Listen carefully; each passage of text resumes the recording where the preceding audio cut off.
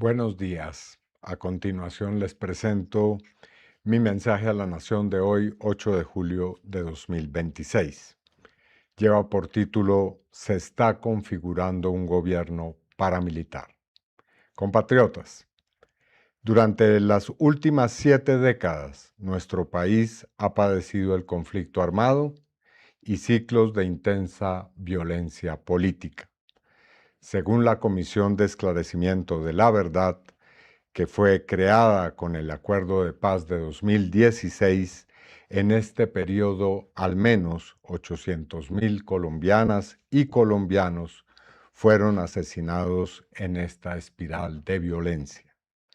Los gobiernos de extrema derecha han incorporado siempre la violación sistemática de los derechos humanos como parte de su ejercicio autoritario.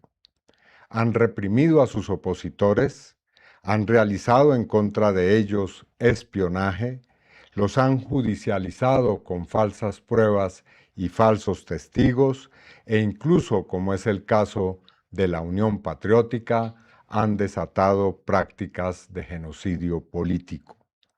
En contra del pueblo, de los movimientos sociales, de las comunidades rurales y de las comunidades de las barriadas urbanas periféricas han desarrollado las prácticas de criminalidad estatal contra la protesta pacífica. Bajo los dos gobiernos de Álvaro Uribe, recordémoslo, no solo se alcanzaron niveles masivos en materia de violación de derechos humanos, sino que, además, aparecieron prácticas no conocidas hasta ese momento con la intensidad que adquirieron, como los mal llamados falsos positivos. En esos gobiernos se intentó además paramilitarizar al Estado, controlando el Congreso, abriéndole paso desde la Casa de Nariño a la parapolítica. A eso se le llamó con el eufemismo de refundar la patria. Bajo el gobierno presidido por Iván Duque Márquez, se reeditaron ese tipo de prácticas. Se intentaron revivir los mal llamados falsos positivos. Se practicó nuevamente el espionaje de la oposición y se desataron operaciones criminales contra la protesta social en cabeza del tenebroso Escuadrón Móvil Antidisturbios SMAT. Hoy estamos ante un nuevo intento de reeditar esas viejas prácticas de la extrema derecha que atentan contra la vida, la democracia y los derechos del pueblo colombiano. Las primeras decisiones que anuncia adoptará el señor Abelardo de la Espriella, en particular aquellas relacionadas con el denominado control del orden público, nos obligan a hacer una advertencia que no puede ser ignorada. Tras conocer anuncios sobre los primeros decretos que él expedirá, hemos llegado a una conclusión grave. Colombia comienza a tener la configuración de un gobierno paramilitar. No se trata de un calificativo apresurado o alarmista, sino del análisis sereno y sopesado de las siguientes 3 políticas concretas que han sido expuestas de manera clara en documentos y declaraciones públicas. Primero, bloques de búsqueda urbanos y primeras líneas de seguridad. Es simplemente la comprobación entonces de esto que surge en, por ejemplo, la intención de crear los llamados bloques de búsqueda urbanos y primeras líneas de seguridad, estructuras que estarían integradas por veteranos y reservistas de las fuerzas militares. Esas personas, hay que decirlo, no son servidores públicos, no hacen parte de la fuerza pública en ejercicio de funciones.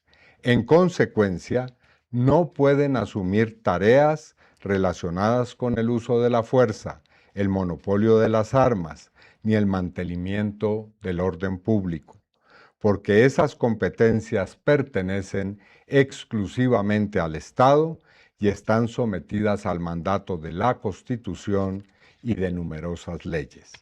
Delegar esas funciones en particulares constituye una ruptura de uno de los pilares fundamentales del Estado de Derecho.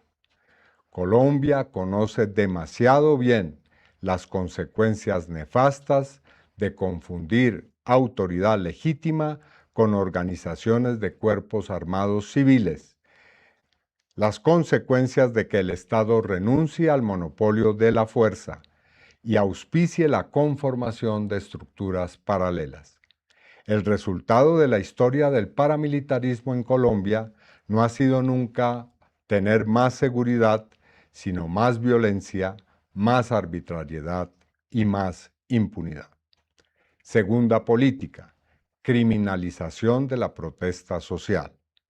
Bajo nuestro gobierno, el que está concluyendo, la ciudadanía ejerció con total libertad su derecho a la protesta y no por ello fue castigada o reprimida. En cambio, desde el pasado 21 de junio, no pasa un día sin que el señor de la Espriella y su entorno, con la complicidad de alcaldes autoritarios como el señor Fico Gutiérrez en Medellín o Alejandro Eder en Cali, alentados por el despotismo de su beligerante nuevo jefe, amenacen con desatar una brutal represión contra quienes salgan a las calles a protestar pacíficamente. Y para ello, desde ya sostienen que toda movilización será expresión de vandalismo y de bloqueos de las vías públicas, para los cuales no habrá ninguna contemplación y por el contrario habrá cero tolerancia. La traducción de estas premisas es que ya se anuncia que desaparecerá la unidad de diálogo y mantenimiento del orden, UNDEMO, y que volverá a crearse el ESMAD.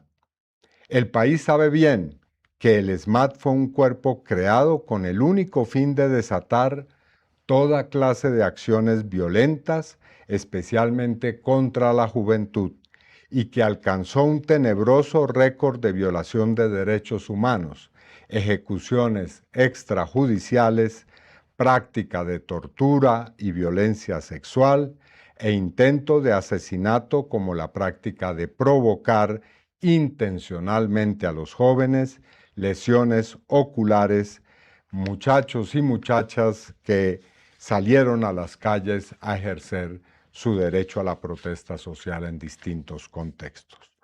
Revivir el ESMAD es una amenaza contra la democracia y por eso nos opondremos decididamente a esta intención.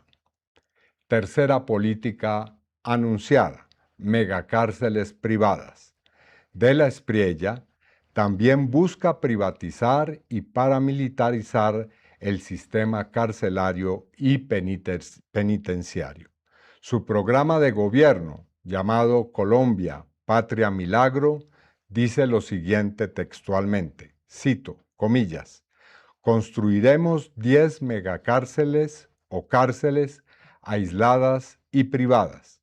Estas nuevas cárceles serán financiadas con participación del sector privado nacional y de actores internacionales, mediante concesiones otorgadas por el Estado colombiano. Los privados asumirán la administración de esos establecimientos. Para cumplir esa misión, crearemos un nuevo Cuerpo Nacional de Prisión que sustituirá al IMPEC. Ese nuevo cuerpo estará integrado por veteranos y reservistas, una doctrina de seguridad compatible con la magnitud del desafío. Hasta ahí va la cita.